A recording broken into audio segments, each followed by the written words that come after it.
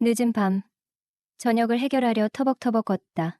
우연히 괜찮아 보이는 식당을 발견했다. 문을 열고 들어서자 처음 보는 키 크고 건강미 넘치는 주인 아주머니가 눈에 들어왔다. 지친 몸과 마음을 단숨에 식혀주는 듯한 그녀의 존재감이 인상적이었다. 그래서일까 가끔 남자에겐 여자가 필요하다는 말이 떠올랐다. 내심 만족스러운 마음으로 조용한 식당 안에 자리를 잡았다. 식사 시간이 한참 지난 늦은 밤이라 한산한 분위기가 오히려 마음에 들었다. 주문을 마치고 천천히 가게 안을 둘러보았다. 밖에서 볼 때는 다소 허름하고 협소해 보였지만 막상 앉아보니 주방의 풍경이 한눈에 들어오는 좋은 자리였다. 준비하는 그녀의 뒷모습이 시야에 자연스럽게 담겼다. 단정한 머리카락 아래로 늘씬한 몸매와 세련된 분위기가 돋보였다. 솔직히 말해 이런 작은 식당보다는 더 고급스러운 공간이 어울릴 것 같은 사람이었다. 고요한 식당 안.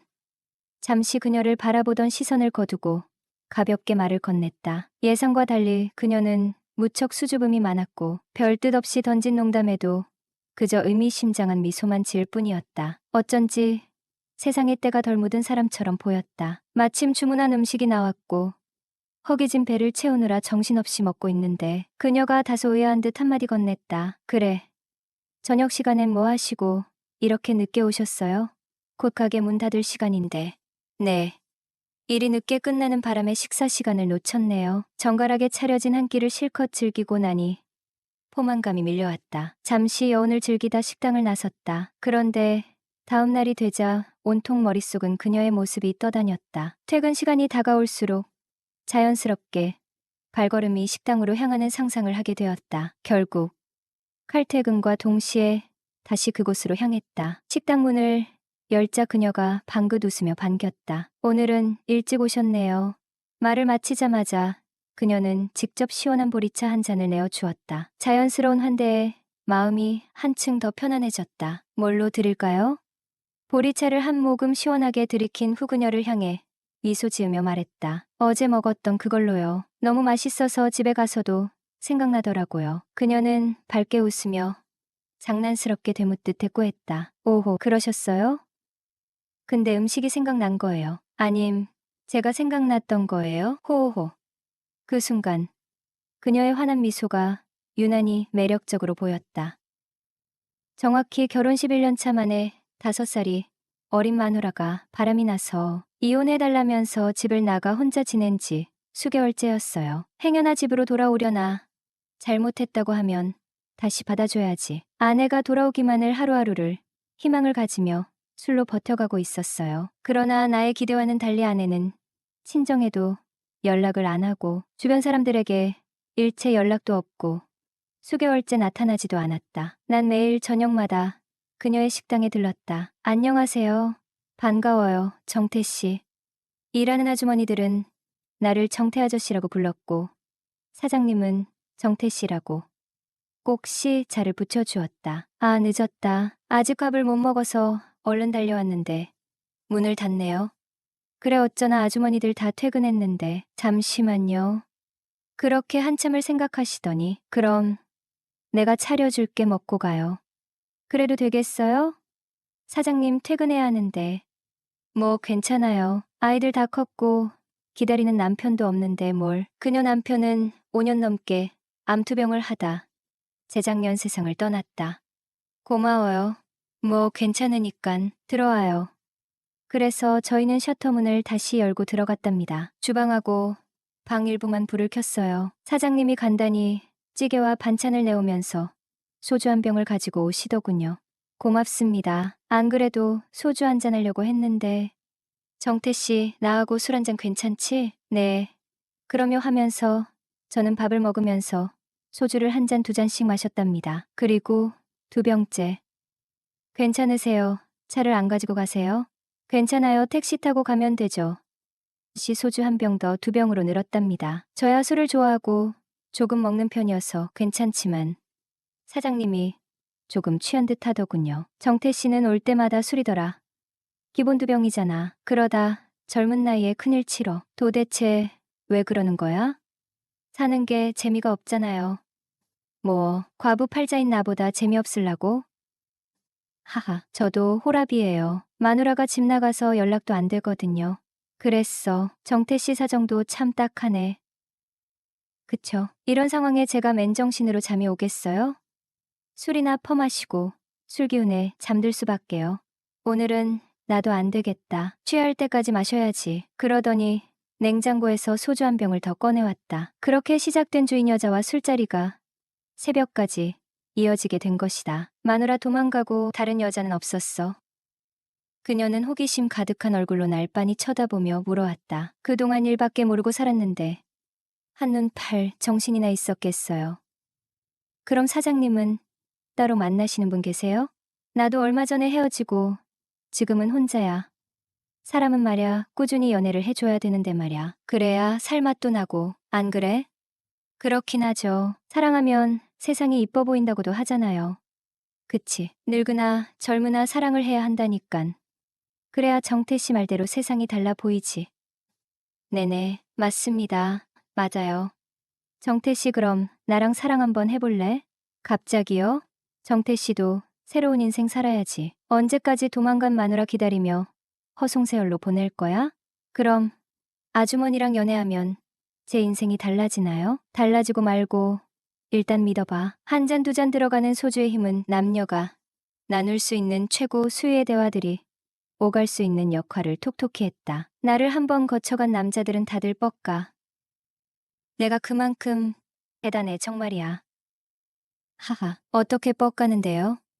뭐랄까? 한 번 빠지면 헤어나오기 힘들다고나 할까? 박경림에 빠져. 이젠 빠져버려. 누구도 선택할 수 없는 내 맘 이제는 한 사람을 사랑할 거야. 그건 바로 너. 늪에 빠진다고. 그녀의 자신감은 대단하였다. 믿지 못하는 모양인데 일단 연애라도 해볼래요? 난 농담 섞인 말 한마디가 잔잔하고 고요하던 내 맘속에 돌멩이를 던진 것처럼 자극이 되어 나의 잠자고 있던 연애세포를 마구 일으켜 세우고 말았던 것이다. 사실 궁금했다. 그녀의 저런 자신감은 어디서 나오는 건지 말이다. 그리고 어쩜 우울하던 내 일상을 진짜로 그녀가 바꿔줄 수도 있겠다는 생각이 들었다. 그녀는 점점 더 자극적이고 적극적이었다. 정태 씨, 나 정도면 여자친구로 어때? 사장님 정도면 나쁘지 않죠. 그치, 나 정도면 괜찮지요 호호호. 왜였을까?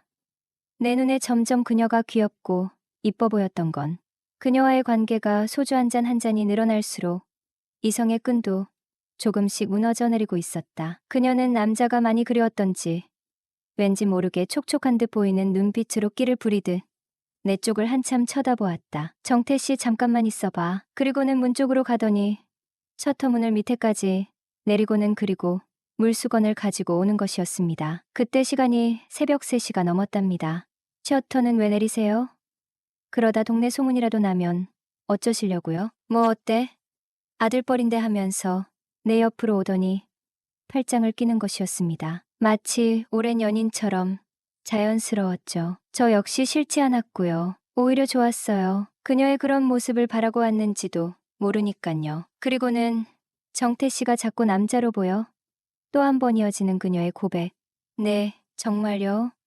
오늘은 도저히 그냥은 못 보내겠는데. 정태 씨가 책임져. 나는 그녀의 적극적인 모습에 당황스럽기도 하고 다른 한편으론 기대감도 있었죠. 솔직히 나이차만 아니었더라면 주저할 이유도 없었죠. 저도 그녀에게 마음이 있었으니깐요.